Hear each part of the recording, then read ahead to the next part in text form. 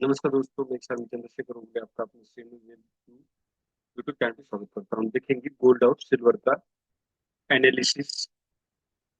Gold और silver दोनों ही all time high पे हैं। जब भी मार्केट ऑल टाइम हाई पे होता है, चाहे स्टॉक हो या इंडेक्स हो, तो वहां से एंट्री करने में बचना चाहिए। अभी वीकली एनालिसिस अगर हम यहाँ देखते हैं तो बुलिश कैंडल ने ब्रेकआउट दिया है। अब ये ब्रेकआउट फेक हो सकता है या सचमुच सही में ब्रेकआउट है। इसको अगर हमें जानना है तो इसके लिए एक ही तरीका है, वो है ब्रेकआउट के बाद मार्केट का रिटेस्ट।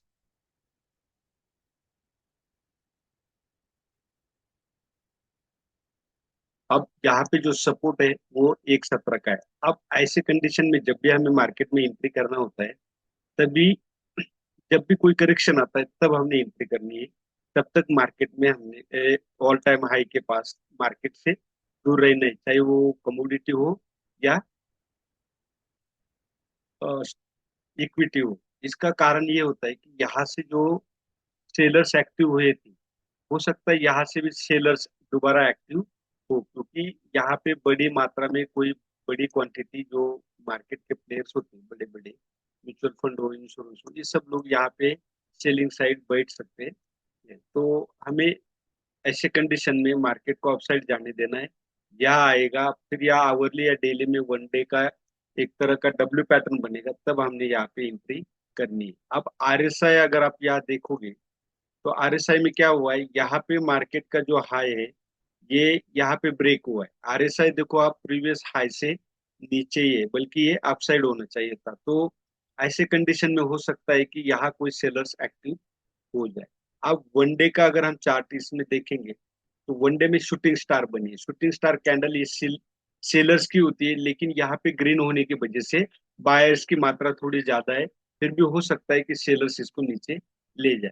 अब दूसरा कंफ्यूजन ये है कि हमेशा मार्केट जब भी ब्रेकआउट से पहले एन पैटर्न बनाए या ब्रेकआउट के बाद एन पैटर्न बनाए तो वो सही हो सकता है। तो अब यहाँ पे क्यों है, ब्रेकआउट से पहले ही एन पैटर्न बनाए लेकिन यह कैंडल ग्रीन बनी। तो अब ऐसे कंडीशन में क्या करें, बहुत लोगों के पास जो पैसा होता है तो क्या करें, उतावले हो जाते हैं। इस ऑल टाइम हाई पे जब वो एंट्री करते हैं तो मार्केट यहाँ से नीचे आने की संभावना जब ज्यादा होती है तो वो फिर लॉस बुक करते हैं और फिर शुरू होता है फियर। मतलब यहाँ पे एंट्री करोगे तो ग्रिड, और नीचे जब आने लग जाएगा तो मार्केट में फियर आने लगे। तो ऐसे में एंट्री हम कहाँ करें, तो एंट्री करने का लॉजिक एक सिंपल सा है, वो है कि इस ट्रेन लाइन पे जब मार्केट आएगा तब आप सिल्वर या गोल्ड बाय कीजिए।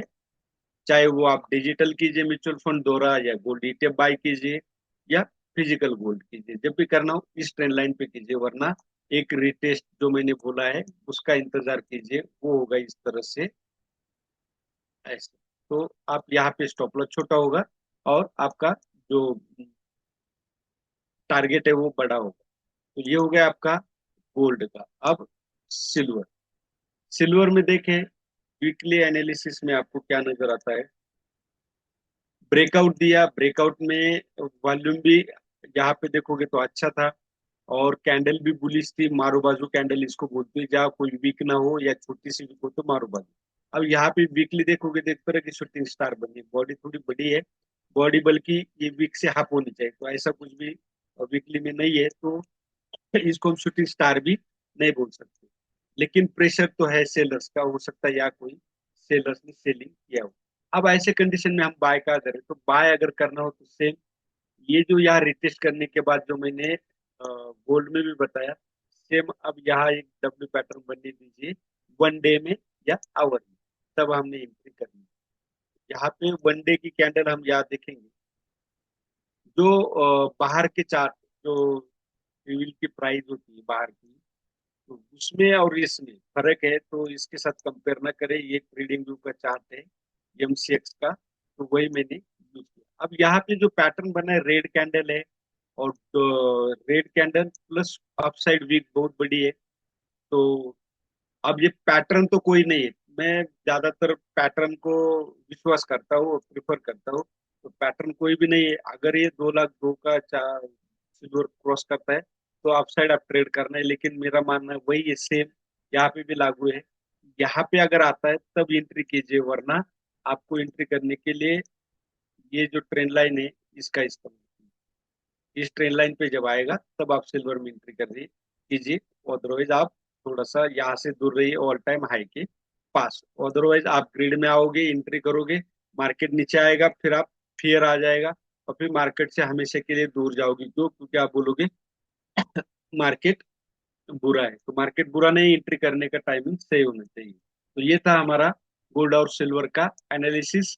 और उससे पहले डिस्क्लेमर, ये कोई बाय सेल का रिकमेंडेशन नहीं, ओनली फॉर एजुकेशन पर्पज से मैं जो बता रहा हूँ उसको अगर बारीकी से ध्यान दोगे तो आप मार्केट में एंट्री करना सीख जाओगे। दूसरों पर विश्वास करने की जरूरत नहीं, खुद का डिसीजन खुद लेना है।